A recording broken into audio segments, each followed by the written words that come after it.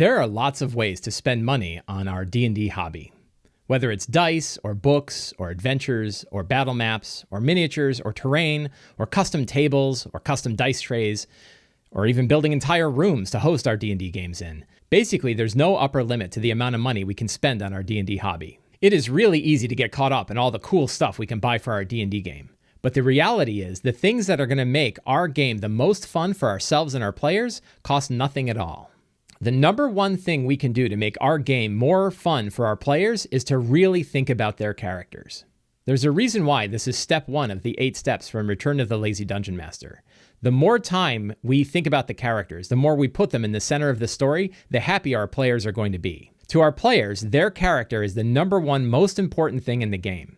And if we make that really important to us as well, we can bring a lot of extra fun to our game. It costs nothing at all for us to think about the characters. What's their background? What are they interested in? Where might they want to go in the story? What are the interrelationships between them and other NPCs? What NPCs can we tie to them? What's the relationship with the villain? The more we think about the characters and how they're woven into the story, the happier the players are going to be with the game. All of the 8 steps from Return of the Lazy Dungeon Master cost nothing at all to implement. Thinking up a strong start, figuring out what scenes are going to take place, coming up with 10 secrets and clues, building some fantastic locations, thinking up some interesting NPCs, deciding what monsters they're going to fight, and figuring out what treasure to reward. All of these have a very high impact on the fun of your game. It's the reason why they're the 8 steps from the book. And none of them cost anything for you to sit down and figure out before you run your game. Sometimes the thing we buy for our D&D games actually don't help us.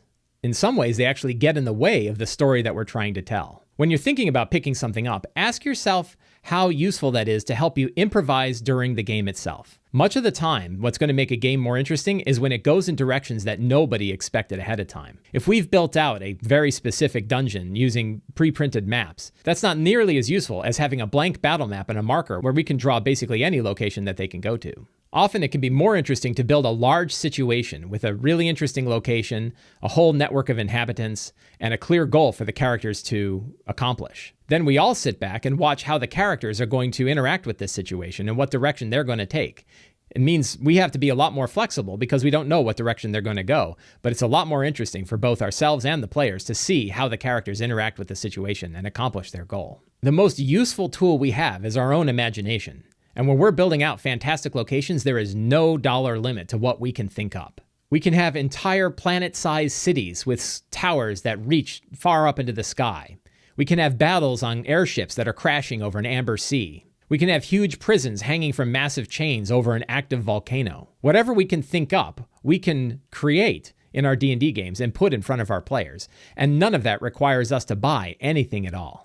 The next time you're thinking about what tools you need for your game, ask yourself how those tools help you improvise during the game itself. Often what you'll find is that the tools that help you improvise during your game are some of the cheapest tools that you can buy. And in many cases, they're completely free. I hope you enjoyed this video. If you did, you can subscribe to me on YouTube. You can subscribe to the Sly Flourish newsletter. You can help support me on Patreon by going to patreon.com/slyflourish, or you can pick up my books, Return of the Lazy Dungeon Master or the Lazy DM's Workbook. All of the links for these are in the notes below. Thank you very much and have a great day.